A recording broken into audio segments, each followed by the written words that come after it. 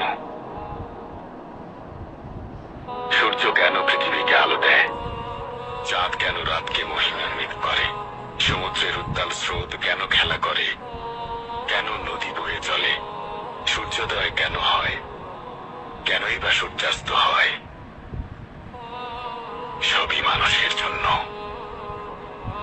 পৃথিবীর সমস্ত সৌন্দর্য এবং যত চমক, সবকিছুর ব্যবস্থা শুধুমাত্র মানুষের জন্য, মানুষের বেঁচে থাকার জন্য, মানুষের সুখ ও শান্তির জন্য, মানুষের শুকরিয়া আদায়ের জন্য।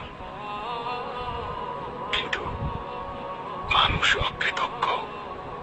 আল্লাহ আমাদের পালনকর্তা, তিনি দেখেন কিন্তু দেখা দেন না।